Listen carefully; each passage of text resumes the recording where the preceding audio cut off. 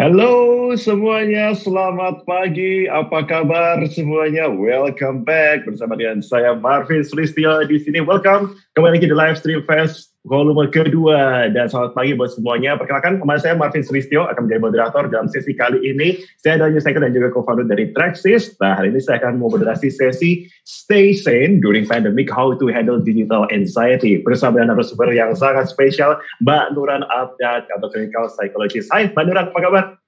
Hai, selamat pagi Mas Marvin, sehat. Selamat pagi, sehat. Sehat juga Mbak ya? Sehat, Alhamdulillah. Sehat dan tetap semangat dan tetap sane. Yes, itu paling penting. Pokoknya buat semuanya yang lagi nonton semua ini, selamat datang di apapun di rumah aja. Livestream Fest volume kedua, festival online kolaborasi dari Samara Live, MR Media, dan Fast. And terima kasih buat kalian semua yang sudah masuk di channel ataupun kanal ini. Nah, ini ngomong saya mau ini dulu, ingetin dulu nih. Jangan lupa berdonasi ya, dukung sebotol kebaikan dengan berdonasi di Benih Baik lewat QR Code yang udah teman-teman lihat di sini, di mana di bawah ini kayaknya ya. Dan juga link yang telah tersedia dengan donasi ini, kita bisa ikut loh untuk patungan dan membantu saudara-saudara kita yang terpaksa stay di rumah, mungkin saya, dan juga tidak punya penghasilan tetap karena terkena dampak dari corona ini. Nah, saya juga mau ingetin juga sepanjang menikmati apapun di rumah aja Livestream Fest volume kedua ini, jangan lupa juga buat donasi. Caranya scan QR Code yang tampil di layar atau klik link donasi. Nah, donasi ini akan disalurkan dalam bentuk bantuan sembako bagi pedagang kecil informal, supir ojek atau taksi online, serta panti asuhan, panti jompo, dan rumah yatim. Dari mana distribusi sembako Benih Baik bekerjasama dengan komunitas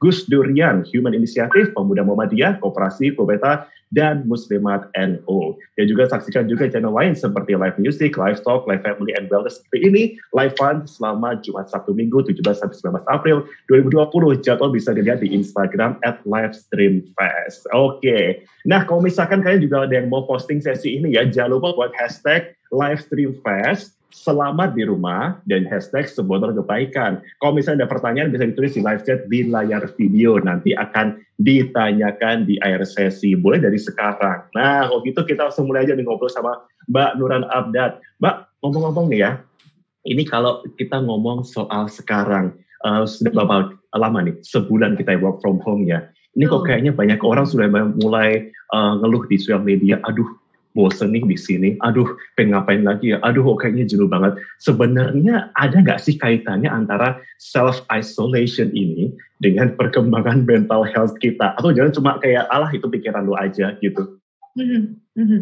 Oke, kita sekarang dalam situasi physical distancing ya, tepatnya. Yes. Kita harus menjaga jarak, berusaha untuk apapun di rumah aja, yang notabene akhirnya kita tadi self-isolation. Kita berada di rumah, tapi tidak berarti kita mengisolasi kehidupan kita.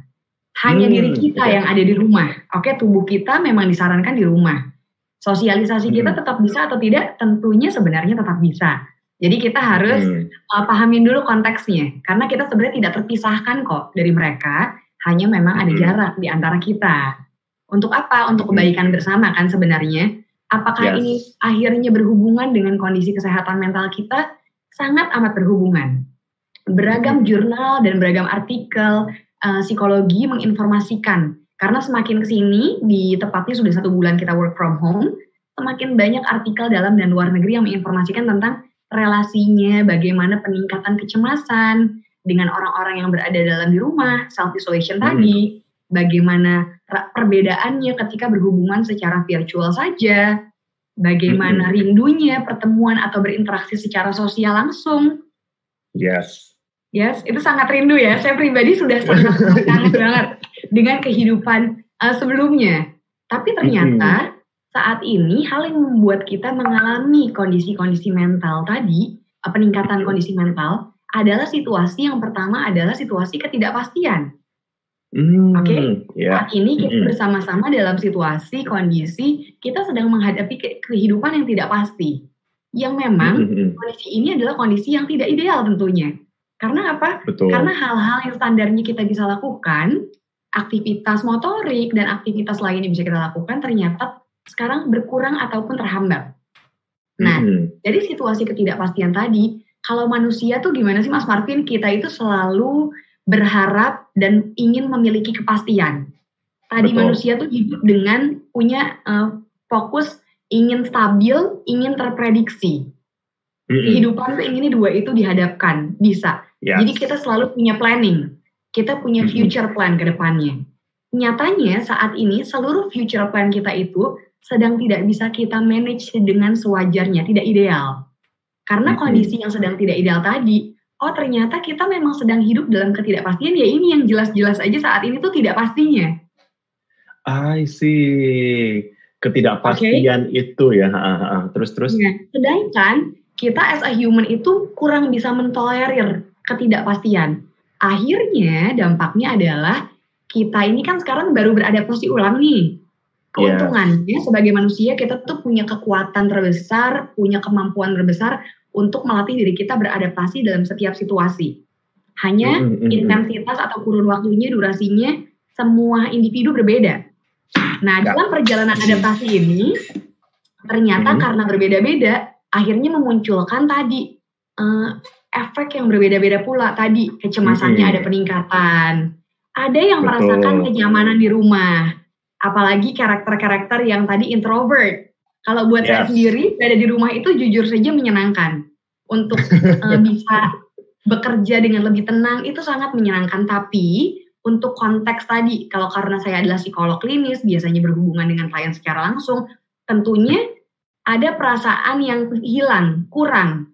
Karena apa? Karena biasanya kita berhubungan secara langsung. Begitu pula sepertinya dengan pekerjaannya Mas Martin nih, karena kan biasanya bertemu ya langsung dengan narasumber. Apa tuh rasanya Mas? Sama, jadi rasanya itu benar-benar beda banget dari yang biasa itu kita bisa pre-interview, orang datang ke ke studio, kita bisa ngobrol-ngobrol, kita bisa lebih enak ngomong langsung, and then kita bisa menyamakan persepsi kita. Ini rasanya kok diwakili dengan Skype, dengan apa, itu meskipun bisa secara teknologi, tapi rasanya kok kurang mantep gitu loh. Kayaknya live ataupun meeting di Zoom pun juga rasanya itu kayak kurang mantep. Iya nggak sih Mbak sebenarnya? Itu apa kita perkara masalah mindset aja sebenarnya, kayak tadi Mbak Nuran bilang sebenarnya? Ya, yang pertama pasti semua ini berhubungan dengan pola kebiasaan kita. Oke, itu kan relate sama mindset kita dong tentunya. Kita biasa hidup dengan interaksi secara langsung. Akan tetapi sebenarnya kita juga sudah mulai diperkenalkan dengan dunia digital cukup lama. Sudah bertahun-tahun ini kita hidup dengan dunia digital. Hanya apakah digital bisa menggantikan 100%? Tentunya tidak. Kenapa? Karena tadi ini adalah kebutuhan manusia. Setiap orang, saya selalu bilang, kita punya bahasa love language yang berbeda-beda dalam berelasi. And love languages ini datangnya bukan hanya dalam relasi pernikahan atau hubungan tadi pacaran. Tidak, dalam persahabatan pun ini related sekali. Untuk orang-orang yang memang butuh tadi adanya physical touch, bersalaman, berpelukan, bertatap mata, wajah, tentunya ini akan sangat amat menyedihkan sekali situasi seperti ini. Tapi bersyukurnya ada banyak-banyak juga keuntungan dari dunia digital ini. Di balik itu ada juga banyak impact-impactnya. Nah, itu dia. Sebenarnya keduanya ada. Kita nggak bisa lihat hanya negatif atau hanya positif. Kita punya dua kubu di sini, dua sisi. Jadi ini yang kita akan masuk ke situ dong nantinya. Sebenarnya yang mana sih kubunya? Nah, itu dia. Soalnya kan kalau jujur aku pribadi ini jadi curhat sekarang semi ini ya. Dan kayaknya juga teman-teman semua yang lagi nonton juga sama lagi curhat. Kalian jangan lupa buat tulis pertanyaan di bawah. Tapi again, ketika kita punya banyak waktu di rumah, kita sudah mengenal gadget kita sudah mengenal sosial media. Kita memiliki waktu yang lebih ini, pasti kita akan terguna menggunakan perangkat digital kita lebih lama, menggunakan sosial media kita lebih lama. Nah, itu menimbulkan anxiety justru lebih tinggi kalau menurut saya pribadi ya. Soalnya saya sering juga melihat teman-teman pada share dibilang, boring nih lama-lama Instagram, boring nih lama-lama nih HP, aduh gue bingung. Bener nggak sih? Kok memang itu sebenarnya orang kita tuh lebih condong ke yang anxiety yang dihasilkan dari perangkat digital itu sebenarnya. Iya, betul. Kalau dikatakan apakah terjadi peningkatan ya, kita lebih menyatakannya adanya indikasi ke arah tadi kecemasan, betul, dan adanya peningkatan kecemasan. Tapi berujung akhirnya apakah menumbuhkan gangguan? Ini tentunya kita harus melihat lebih dalam lagi. Profesional akan bertemu secara langsung atau dengan media virtual tadi. Kenapa bisa terjadi peningkatan? Karena tadi Mas, konteksnya situasi yang tidak proporsional saat ini, yang tidak ideal saat ini, membuat kita memiliki pemikiran-pemikiran yang tidak yakin untuk apa yang akan kita hadapi ke depannya. Kan tadi nggak pasti ya. Ketika nggak pasti, tumbuh ketidakyakinan. Pikiran itu yang tadinya banyak pikiran-pikiran positif mulai mengarah ke pikiran yang lebih negatif.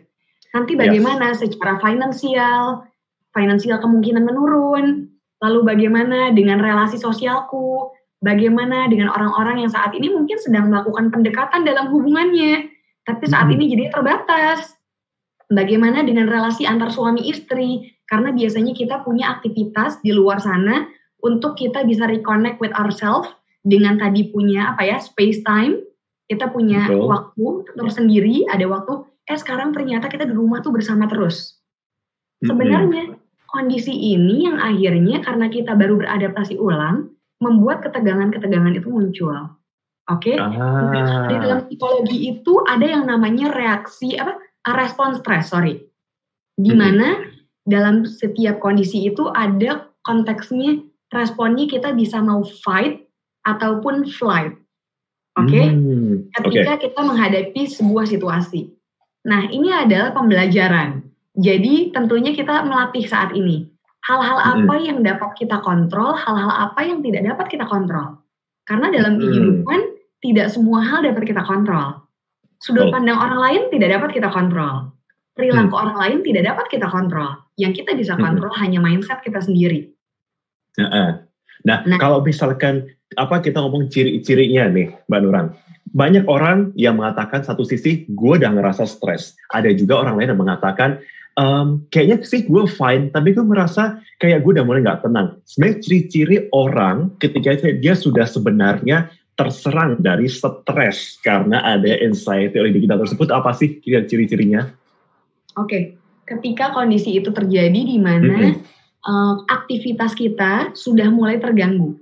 Orang yang menghadapi permasalahan kesehatan mental, dikala aktivitas kita, pola keseharian kita sudah mulai terganggu. Terganggu itu seperti apa? Misalkan dari yang tadinya kita menyukai aktivitas tertentu. Kita nyaman melakukan aktivitas tertentu. Tapi saat ini kita merasa lebih ke arah putus asa. Kita merasa lebih ke arah tidak memiliki semangat lagi untuk memulai. Kita merasa sepertinya tidak punya manfaat lagi. Kita merasa nothing with me, lebih ke nothing. Aktivitas kita atau hal-hal yang standarnya kita lakukan jadi berkurang.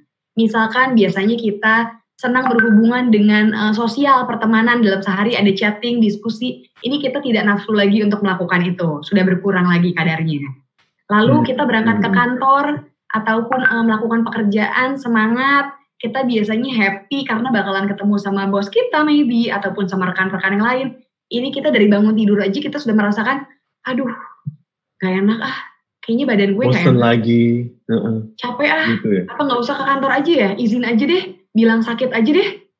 Ketika kita udah mulai ada pola yang berubah, activity kita sudah mulai berubah, di situ berarti what happened with you? Kita bedain sama proses pendewasaan ya.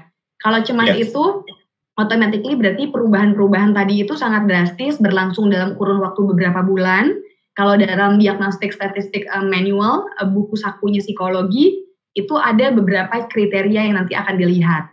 Lalu kita juga melihat apakah related dengan indikasi-indikasi mengarah ke psikosomatik.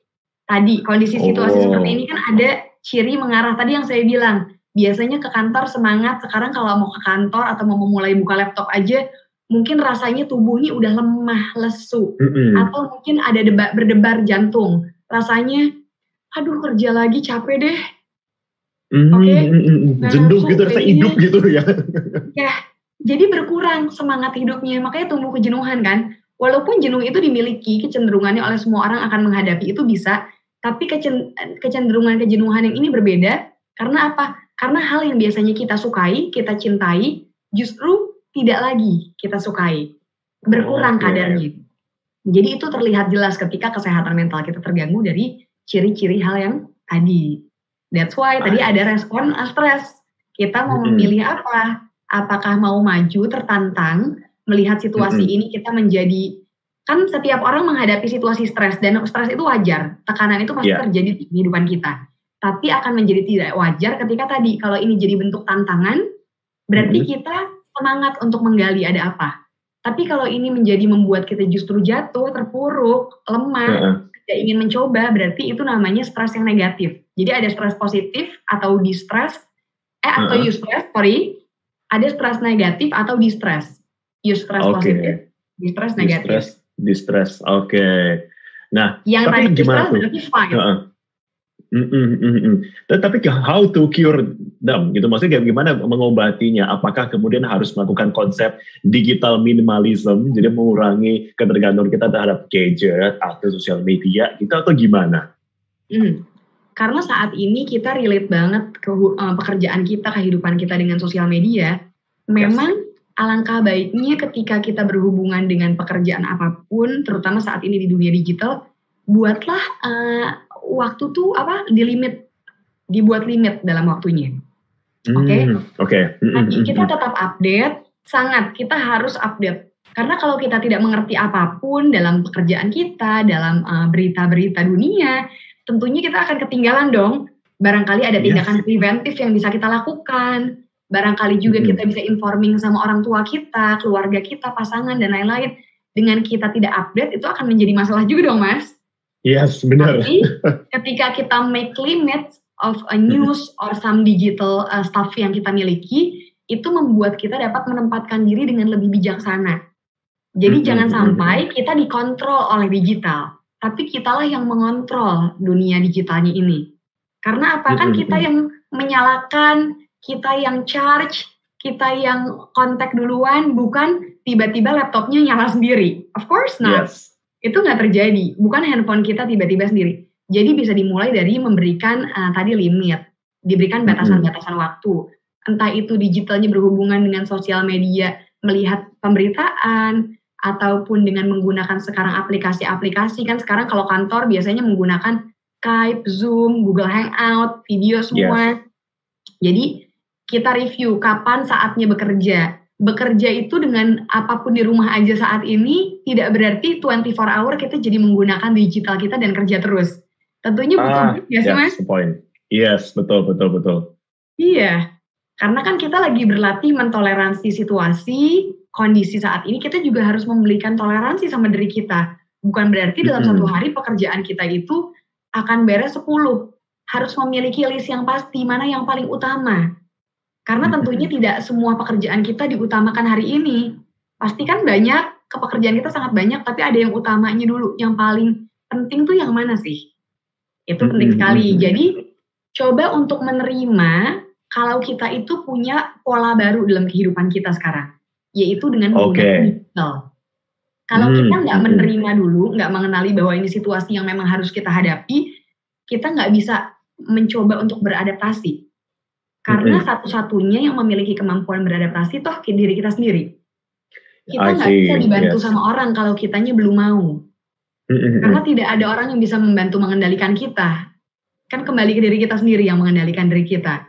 Nah dengan kita bikin pattern tadi baru, kita mindsetnya dulu udah memberikan pemahaman bahwa menerima.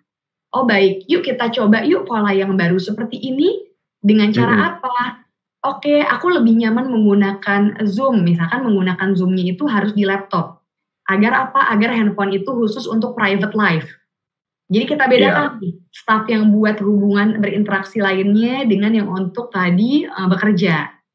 Lalu jangan lupa untuk punya waktu-waktu break tadi. Kan memberikan limit. Barangkali nih kalau pagi bekerja kita standarnya di kantor masuk jam 8, istirahat jam 12. Biasanya kalau standarnya kan suka ada break ya. Barangkali coffee break sebentar boleh ke pantry.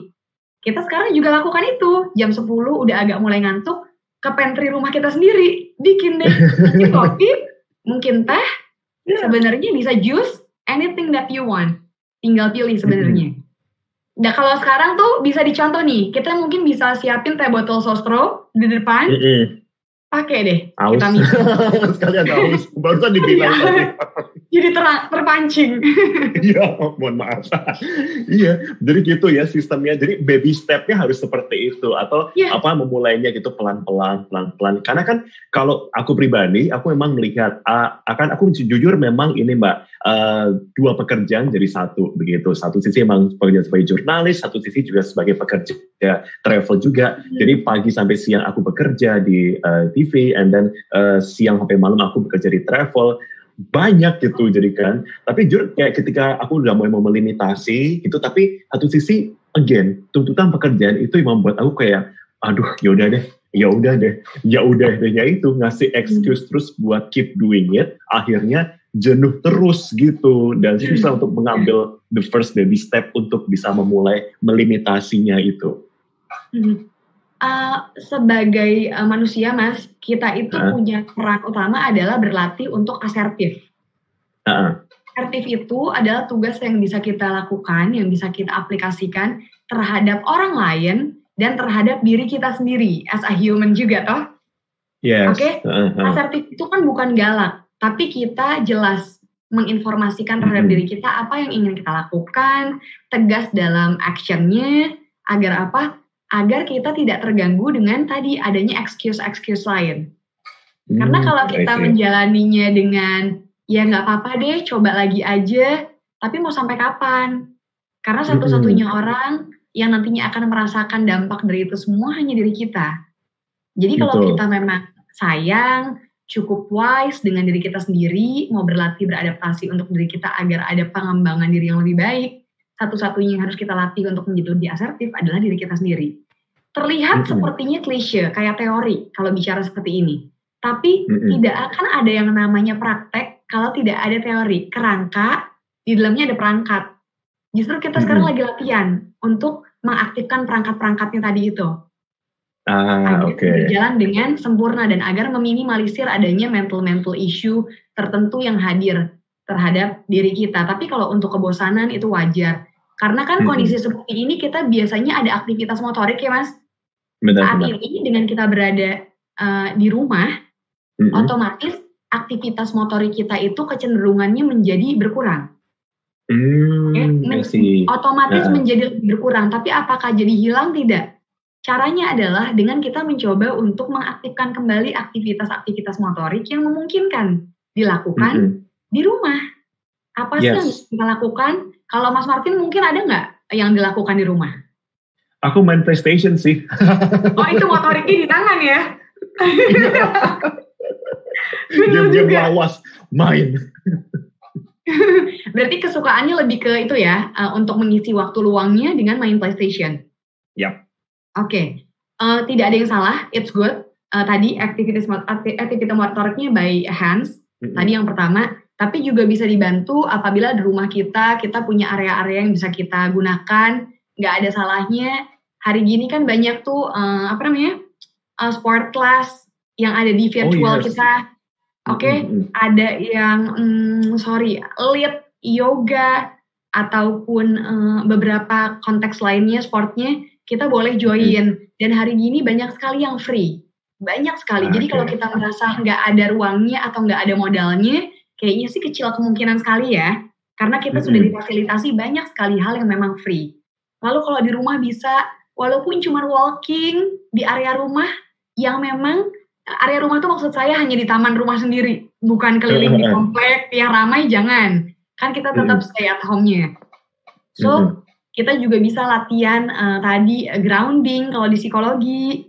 Grounding itu berarti kita mencoba untuk cari ruangan yang nyaman, barangkali mau di dapur, mau di kamar, mau di depan TV, kita berlatih untuk reconnect sama diri kita kembali.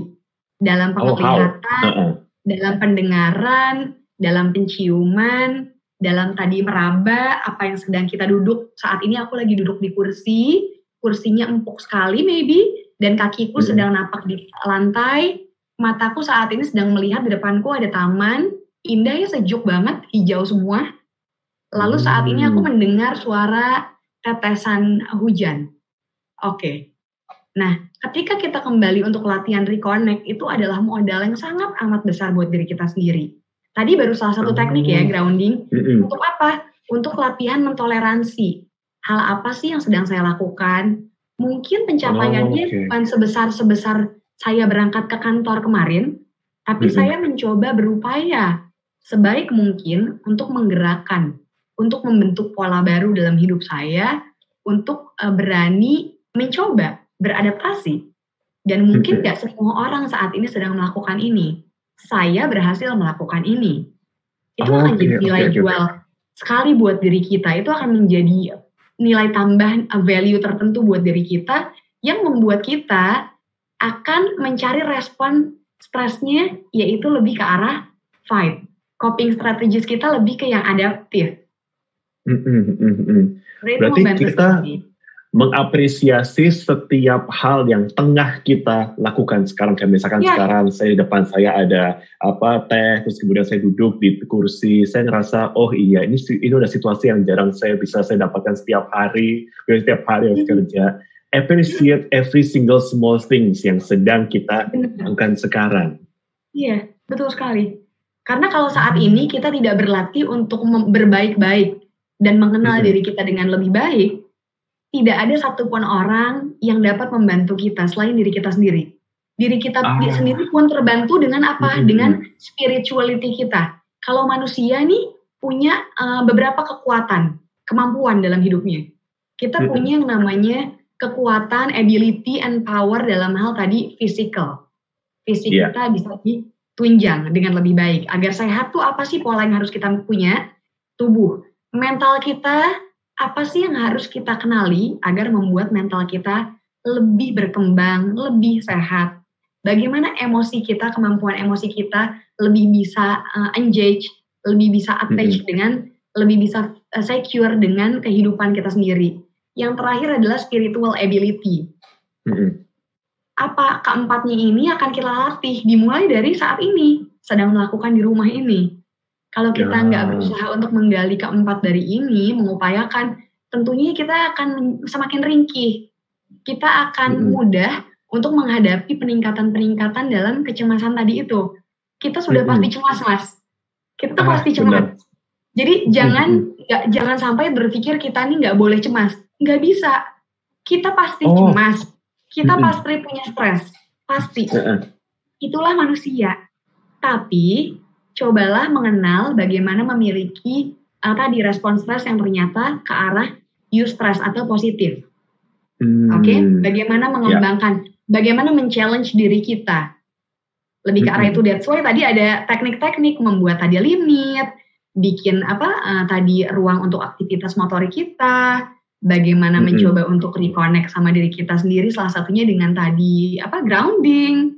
Bisa juga dengan compassion hands kayak gini, kita duduk santai begini, terus kita sambil informing ke ourselves, hari ini aku udah ngapain aja sih, apa sih yang aku rasakan di hari ini. Oh ternyata hari ini walaupun sulit menggunakan tadi perangkat-perangkat teknologi, tapi ternyata aku berhasil hari ini menyelesaikan tugasku di kantor, proposal jadi, urusan-urusan tadi di kantor juga alhamdulillah udah jadi. Ada yang kurang tapi besok bisa aku lanjutkan. Karena itu bukan yang utama. Kenapa sih nggak berlatih untuk berbaik hati sama diri kita sendiri? Terkadang kita terlalu berfokus untuk dilihat sama orang baik. Kita selalu membandingkan diri kita sama orang lain. Tapi kita nggak sadar, orang pertama yang harus merasakan kebaikan itu tuh kita. Bukan orang lain dulu. Bagaimana kita bisa mentransfer kebaikan ketika kita nggak pernah baik sama diri kita sendiri? That's the thing, benar. That's the point sebenarnya. Itulah make peace with yourself. Be kind. Aku juga be kind. Aku jadi ingat satu hal deh, Mbak Nuran. Mengenai tadi itu, kita memang wajar ketika kita merasa bosan, kita merasa jenuh gitu ya. Aku ingat dengan satu forum yang sempat aku buat di Instagram, aku sempat membahas mengenai toxic positivity. Oke, yes. Nah, it's very interesting ya. Dimana toxic positivity itu kayak bentuk komunikasi kita. Aku nggak tahu, mungkin dia bisa dijelaskan lebih lanjut ya sama Mbak Nuran ya.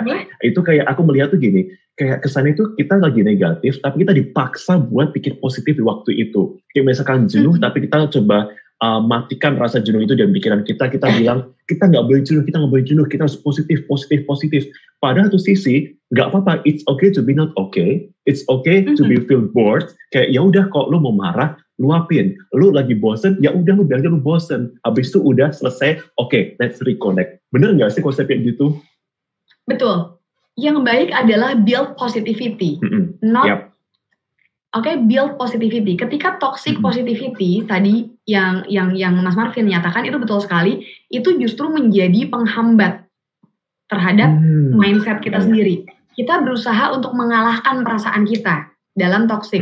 Kita berpura-pura kita baik-baik saja. Nggak masalah toh ketika kita memiliki masalah. Karena hidup itu memang harus ada masalah. Kita harus memiliki konflik. Tapi bagaimana kita menumbuhkan konflik yang sehat terhadap diri, terhadap pasangan, terhadap rekan-rekan kita. Jadi hal terbaik untuk build positivity adalah justru menerima dulu feeling yang kita rasakan.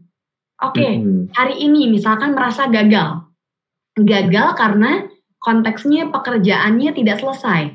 Harusnya dikirim jam 7, tapi ternyata baru selesai sekitar jam 8 dan bos sudah bersuara tidak mengenakan lah misalkan. Oke. Yang tentunya kita harus informasikan adalah I know exactly I've done something wrong. Kenapa? Karena saya ternyata keluar dari waktunya. Kenapa ya? Kenapa? Tanya sama diri kita, kenapa sih sampai terlambat? Oh, karena tadi saya terlena dengan membuka misalkan Instagram, main, scrolling kebanyakan sampai lupa waktu. Oh, berarti ada something problem with you dengan penggunaannya. Bisa nggak sekarang kita rapihkan jadwal untuk membuka tadi gadget-gadgetnya itu? Dengan kita berlatih untuk pertama adalah menerima, mengakui, mengizinkan perasaan itu terlebih dahulu, kita akan terbiasa untuk memahami diri kita sendiri. Jadi kita bukan butuh orang lain yang memahami kita pertama, tapi kitanya dulu. Oke? Jadi punya perasaan negatif itu wajar dan lumrah. Tapi kalau kita menghidupkan perasaan negatif itu, semakin menikmati, itu yang jadi salah. Oke, karena kita menikmati, kita menyalahkan diri kita menggagal-gagalkan diri kita. Udah tahu gagal, terus mau ngapain? Bukan menikmati gagalnya, tapi terus kamu bisa apa? Yuk, sekarang aku bisa apa nih? Kan tadi gagal. Kira-kira cara yang lebih baik untuk aku lakukan apa? Jadi ketika tadi kita berada dalam situasi energi yang negatif, dengan berusaha untuk mengenali situasinya, kita akan belajar untuk menyikapi, memilih hal-hal apa yang dapat kita kendalikan setelahnya. Kita jadi belajar, kembali ke belajar mengontrol yang dapat dikontrol dan tidak mengontrol hal-hal yang tidak dapat dikontrol. Karena ada hal-hal yang memang nggak bisa dikontrol. Misalkan bos kita marah sama kita nggak bisa kontrol. Beliau mau marah ya nggak apa-apa, beliau punya alasan nggak? Tapi kita bisa mengontrol bagaimana mengantisipasi situasi itu terjadi, bagaimana bereaksi terhadap emosi negatif beliau. Itu bisa kita lakukan. Ditunjang build positivity dengan tadi, bagaimana kita latihan reconnect dengan diri kita sendiri, dengan menggunakan compassion hand, dengan menggunakan grounding, dengan menggunakan ada juga tadi self-talk dalam psikologi, berdiskusi dengan diri kita sendiri atas hal yang sedang dirasakan saat itu juga. Di hari itu apa sih yang terjadi? Jadi banyak ilmu-ilmu itu sebenarnya di psikologi gampang sekali dilakukan. Tapi butuh konsistensi. Tapi butuh upaya untuk mau. Karena kita menilai usaha kita sendiri. Oke? Jadi PR-PR-nya atau usaha-usahanya itu gampang sebenarnya. Yang susah adalah bagaimana biar mau konsisten. Itu yang jadi masalah. Konsistennya itu. Nah, benar. Satu sisi kita ada ini, kebiasaan manusia adalah, atau mungkin milenial ya, orang kekinian yang sudah biasa untuk share apapun yang ia rasakan di sosial media gitu. Jadi dia secara sadar, tanpa atau tidak sadar, mereka selalu memposting misalkan di Instagram Stories, aduh gue lagi bete, aduh gue lagi ini. Jadi ada ketergantungan atau kebiasaan dia selalu mengekspresikan apa yang ia rasakan di sosial media pada waktu itu. Nah, again, satu sisi dia pengen tampak tetap positif di depan banyak orang. Padahal inside they feel very broken, they feel very lagi sakit banget. Tapi dia berusaha buat nunjukin itu. Nah, satu sisi dia ini juga galau juga. Kalau misalnya dia mencurahkan dia lagi bete apapun, entar dilihat orang gimana. Orang lihatnya dia ngeluh-ngeluh jadi orang gitu. Now, what should we do with that kind of situation? Untuk orang yang sudah terlanjur attached dengan sosial media kayak gitu. Sebenarnya as a human, setiap individu itu kita memiliki mask, persona. Dalam dunia psikologi kita tuh punya persona ya. Mask. Dijamin setiap orang, Mas Marvin saat ini, saya saat ini, semua keluarga dan teman-teman kita tuh punya persona masing-masing. Hanya saja, jangan sampai tadi jadi konteksnya justru kita mau menunjukkan yang versi terbaik itu kan lebih ke pencitraan. Yap. Oke? Persona ini kita miliki, tapi kita bisa beradaptasi. Kita bisa melatih diri kita, meminimalisir untuk membuat topeng-topeng baru dalam diri kita untuk terlihat selalu baik. No, itu tidak baik tentunya. Karena kita jadi nggak berusaha untuk menunjukkan versinya kita. Menunjukkan diri kita sendiri. Oke, kalau bahasa zaman dulunya kan be yourself. Motonya orang-orang tuh kayak zaman dulu. Even though kita berusaha be yourself, kita tetap punya persona itu. Tapi kita meminimalisir agar tidak menambah persona-persona atau enggak topeng-topeng baru dalam diri kita. Kita berusaha untuk membuka topeng kita sedikit demi sedikit, agar yang kita tunjukkan yang lebih relate, yang lebih real sama diri kita. Lalu bagaimana konteksnya dengan sosial media? Sosial media itu yang saya lihat memang ada, akhirnya adalah membuat setiap orang justru akan membandingkan hidupnya dengan hidup orang lain. Oke, pasti ketika kita buka sosial media akan ada perasaan kita akhirnya merasa berbeda. Kita merasa kok dia keren ya, dia cantik, dia hebat, dia pendidikannya keren banget, dia masuk sini, dia pekerjaannya bagus. Kenapa? Karena kita sekarang sedang melihat kehidupan orang lain. Poinnya ketika berani untuk menggunakan sosial media adalah coba untuk melihat dan menilai dan mengenal diri kita juga sendiri. Agar apa? Agar kita nggak sibuk membandingkan. Cari tahu terlebih dahulu hal-hal apa yang kita punya. Sekedar dengan hal hebat dari diri kita tuh, kekuatan diriku apa, kelemahan diriku apa. Terlihat simple, tapi kalau kita kenal aja basic dari value kita, ketika kita membuka sosial media secara bijak, kita jadi tahu bahwa memang orang itu berbeda, but I don't know what happened with her or him behind of it. Karena setiap orang punya cerita, setiap orang punya rahasia. Semua yang diinformasikan di sosial media itu, kita nggak tahu, dia pasti memilih dulu, menyortir dulu, bisa memfilter, versi terbaik mungkin yang diinformasikan, atau memang curahan hati saat itu yang sedang dirasakan. So, kita harus pastikan bahwa sosial media itu bukan sesuatu yang nyata. Betul. Ketika kita ingin menemukan yang nyata, ya ketemu langsung. Nanti, setelah physical distancing-nya beres, baru ketemu langsung tapi ya. Jangan sekarang. Bener. Jadi gitu ya cara trainingnya juga. Again, semua berarti kembali ke diri kita masing-masing berarti gitu ya. Memang untuk training itu semua kita lihat dulu dalam diri kita sebelum kita akhirnya bisa mengekspresikan apa kepada orang luar ataupun kepada persona di sosial media gitu ya berarti ya. Oke. Nah, sembari ini kita juga masih akan membuka juga pertanyaan buat teman-teman semuanya. Bisa langsung kasih pertanyaan di kolom komentar bawah dan juga jangan lupa buat donasi di QR code-nya. Nah, sambil nunggu juga nih, Bang Ran, kira-kira kalau misalkan, ini pertanyaan pribadi lagi ya, aduh maaf curhat nih ngomong-ngomong. Boleh dong. Sekalian iya, makanya sekalian gini, screen time kita di handphone itu, jujur, ini aku juga lihat dari beberapa jurnal, terutama di Amerika Serikat dan Tiongkok ya, jadi memang termasuk Indonesia juga, yang pengguna sosial media yang cukup tinggi di dunia. Screen time kita itu bisa meningkat 3 kali lipat loh dibandingkan biasanya. Dari biasanya kita bisa total akumulasi sehari mungkin 4-5 jam, ini bisa 12 jam dan juga kemudian 10 jam dan lain-lain. Nah, tapi kok satu sisi kita screen time kita sudah mulai kita kurangin.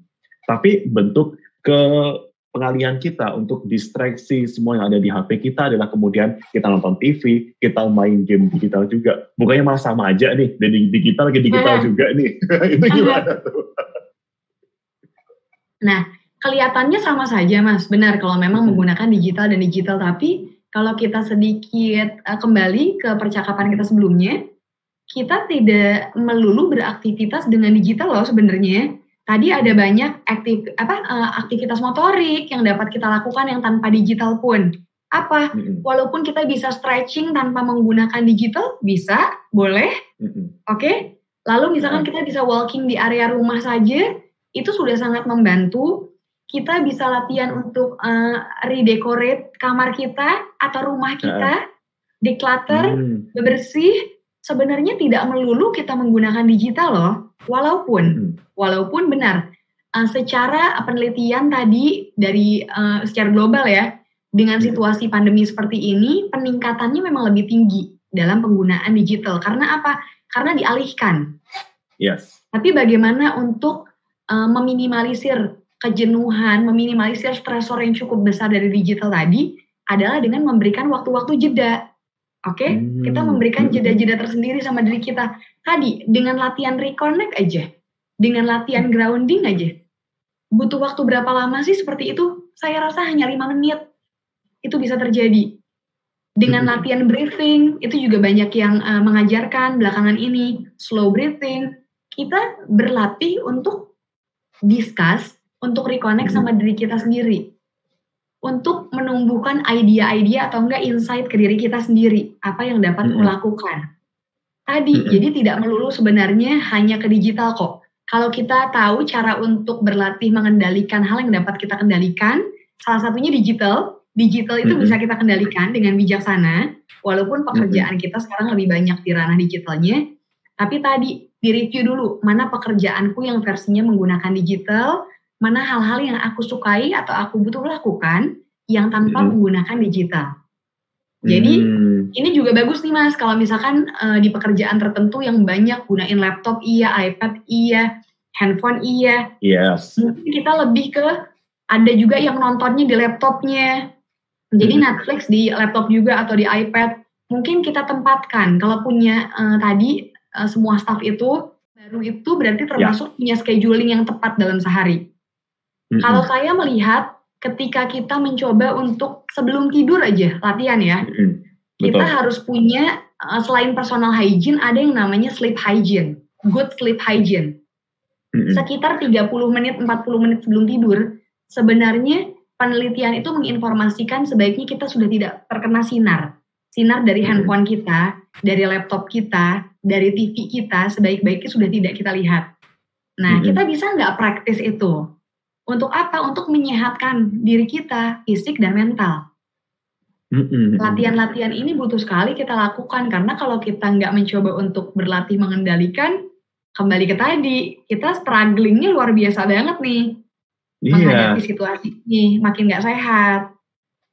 Cara ngedisiplinin itu gimana tuh? Cara ngedisiplin supaya kita patuh dengan schedule yang kita buat. Kadang tuh kan sering kita kayak, yaudahlah langgar-langgar dikit nggak apa-apa, nanti diridem berikutnya deh. Tapi kan itu kan jadi kemudian excuse after excuse after excuse gitu kan. Tadi, learning about assertive is the most important thing. Kenapa? Ketika kita paham untuk berani menginformasikan keuntungan dan kerugian dari perilaku kita menggunakan media-media tertentu yang bakal kedepannya menghancurkan kita sendiri, membuat kita mungkin waktu tidurnya berkurang, atau kita tubuh jadi tidak nyaman pagi harinya, keesokan harinya kita merasa justru jadi nggak mood kerja hari ini karena pegel baru tidur jam 3 pagi. Tapi tidur jam 3 paginya karena kerja atau karena nonton drakor nih? Kita review dulu. Kan hari gini banyak kalau nggak nonton drakor, nonton Netflix lain lah. Whatever. Kita kan sebenarnya punya waktu ya. Kita pikir ataukah karena mungkin belajar atau persiapan presentasi. Dengan kita berusaha asertif sama diri kita sendiri, sebenarnya kita kan memberi ruang informasi untuk berani bijak dalam penggunaan digital. Untuk berani juga menginformasikan sama diri kita, kasih set alarm. Set alarmnya tuh reminder buat diri kita sendiri. Apa sih yang membantu? Untuk saat ini banyak sekali Mas yang membantu. aplikasi-aplikasi seperti alarm handphone ataupun bikin Google Calendar, jamnya tidur, ataupun kalau sekarang kan di rumah kita ada Google yang ngingetin kita tidur juga bisa tuh. Kita tinggal set up waktunya, nanti diinformasikan jam sekian, misalkan digelapkan lampunya, udah disetting, digelapkan. Sebenarnya dengan menggunakan media-media tadi dari digital yang membantu kita tuh boleh banget untuk menguatkan tadi sisi asertif kita. Jadi kita nggak excuse lagi. Yes. Tapi tadi kembali satu-satunya orang yang bisa membantu kita kan cuma diri kita sendiri. Kitanya mau nggak? Kitanya merasa menjadi bermasalah nggak dengan waktu kita terbuang sia-sia? Benar. Balik lagi ke kita mindsetnya gitu. Ya, jadi gimana kembali ke mau atau mau menikmati yang lebih baik atau mau menikmati sesuatu penuh dengan excuse tadi. Nah, back to you. Which one? Benar. Tinggal milih sebenarnya. Jadi di saat tinggal milih tapi lakukannya benar-benar. Gimana caranya biar nggak ada excuse? Kita punya terjadwal, hari-hari kita itu terjadwal dengan jelas. Terjadwal apa? Oh ini waktunya aku harus persiapkan, misalkan kalau jurnalis misalkan harus nge-review buat narasumbernya apa. Lalu jangan lupa juga misalkan nanti observasi juga informasi dari siapa harus wawancara. Lalu nanti ada break time-nya aku ngapain yang bikin aku happy. Tapi jam tidurku kira-kira jam berapa? Oh sekitar jam 10 ke atas aku udah gak mau buka sosmed deh. Aku maunya dengerin lagu aja, sekitar jam 11 udah persiapan tidur karena biasanya tidurnya jam 11:30. Make it the new routine tadi itu. Karena kalau kita nggak punya pola, nggak punya rutinitas lagi yang baru kita buat, semua jadi terbengkalai. I see. Ini ngomong udah ada yang masuk nih pertanyaan nih. Satu dari komentar dan satu lagi dari WhatsApp pribadi saya ngomong-ngomong. Ini tapi mirip sih ini sebenarnya. Coba aku nih ya tambahkan ya. Kok dari yang dari ini video dari Azul, Mbak Nuran bagaimana caranya mengobati rasa lonely untuk yang sendirian di rumah atau kosan? Kalau lihat sosial media kadang menjadi iri dan merasa down. Tapi kalau nggak buka sosial media menjadi bosan dan sendiri. Ditambahkan dengan pertanyaan teman saya dibilang, iya kalau misalnya di apartemen seneng, tapi kalau di kosan yang bahkan lebih minim fasilitas kita makin terasa lebih lonely. Jadi mirip sih sebenarnya itu. Sebenarnya mirip gitu. Rasa lonely-nya tadi ya, sepi, sendiri dan sepi tadi itu. Oke. Apakah benar di kosan atau di apartemen, di kosan tadi itu benar-benar tidak ada activity yang bisa dicoba untuk dilakukan atau pola yang ditumbuhkan? Karena saya rasa setiap dari kita sebenarnya memiliki kegemaran, memiliki hobi-hobi tertentu. Oke? Karena sedih sekali kalau kita tidak menumbuhkan atau mencari hobi kita sendiri. Karena satu-satunya yang membantu kita biasanya kegemaran kita. Oke? Itu tuh membantu sekali untuk reduce anxiety or another condition, mental condition. So, untuk tadi dengan Mbak siapa maaf atau Mas siapa? Mas Azul. Oh ya, untuk Mas Azul. Dan tadi satu lagi dari temannya Mas Martin. Sebenarnya coba yuk kita gali dulu. Apa sih yang sebenarnya bisa kita lakukan? Tapi sebelum menggali, coba untuk jujur sama perasaan yang sekarang sedang dirasakan. Sepi, ya sepinya karena apa? Oh mungkin karena aku rindu dengan kantor, atau rindu dengan sahabat-sahabat, atau rindu dengan rumah, karena tidak bisa pulang ke rumahnya sendiri, ada di kosan. Oke? Gimana caranya untuk mengendalikan kerinduan tadi? Bisa nggak barangkali dengan dalam satu hari pasti ada menelpon orang tua ataupun menelpon sahabat, connect, oke, socially connected dengan tadi tentunya dengan menggunakan virtual lagi kan ya. Apa bisakah menggunakan tadi media video-video tadi itu? Memang tentunya rasanya itu tidak akan sama dengan bertemu langsung. Kita semua tahu situasi ini tidak ideal, tidak proporsional. Jadi jangan menganggap situasinya itu harus sesuai dengan idealnya kita. Karena ini benar-benar tidak ideal. Jadi jangan berharap, ada yang bilang di salah satu jurnal, kita memiliki ekspektasi. Tapi dalam situasi pandemi seperti ini, coba untuk menurunkan ekspektasi kita. Karena apa? Karena ekspektasi kita sedang tidak bisa kita gapai. Karena memang tadi kita lebih diperkecil situasinya, memang lebih terhambat saat ini. Tapi apakah menghambat segalanya? Enggak. Tidak menghambat segalanya kok. So, sebisa mungkin selain kita berusaha mengenali dan mengizinkan rasa yang tadi hadir, dengan beberapa latihan yang tadi saya dan Mas Martin sempat diskusikan, ya, untuk mengenalnya, coba juga untuk tadi review apa ya yang bisa sebenarnya aku lakukan di kosan selain membuka sosial media. Karena jangan sampai kita dikendalikan oleh sosial medianya. Ini bukan zamannya lagi nih dikendalikan. Karena kita balas dia. Kita kendalikan sosial media kita.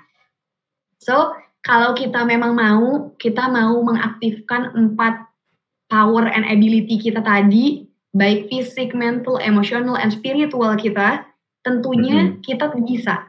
Kita nggak mungkin akan terus-menerus merasakan sendiri kalau kita mencoba untuk bikin pola lagi yang baru, bikin new routine. Yang tentunya setiap hari kan berbeda ya, rutin yang kita buat pastinya. Mungkin yang sama adalah misalkan ibadah, karena itu mutlak ada di setiap hari. Oke, makan itu mutlak, bangun tidur harus mandi, mutlak. Ada juga yang sukanya terasa kerja ketika membubuhkan make up, biar lebih kerasa kalau lagi kerja. Do it, use it, karena kalau kita nggak gunain itu, nggak akan ada yang membuat kita semakin semangat, memotivasi kita. Ditunjang dengan tadi, kita tetap terkoneksi. Siapapun, walaupun satu orang yang bisa membuat kita nyaman dalam berkoneksi, nggak apa-apa. Tetap berhubungan dengan orang tertentu itu. Begitu. Pelariannya makan gimana dong? Kenapa? Pelariannya makan gimana dong? Waduh, lumayan gawat nih untuk kesehatan ya, kalau pelariannya makan. Karena setahu saya banyak juga nih dengan kita kerja di rumah dikit-dikit nyemil. Yes, ya kan? Exactly. Nah, jadi sebenarnya kembali ke tadi, ayo polanya diperbaiki, oke? Selain good sleep hygiene and personal hygiene lainnya, coba pola makannya gimana tuh? Pilih makanan-makanan yang perlu untuk dikirim pakai aplikasi, sama yang enggak, atau kita mix, ada yang beli, ada yang masak. Jadi kalau siang masak, kalau malam beli. Tuh dia. Bisa juga, karena kan banyak juga dari kita yang setiap hari beneran beli terus. Karena udah bosen sama masakan sendiri. Itu juga bisa ya.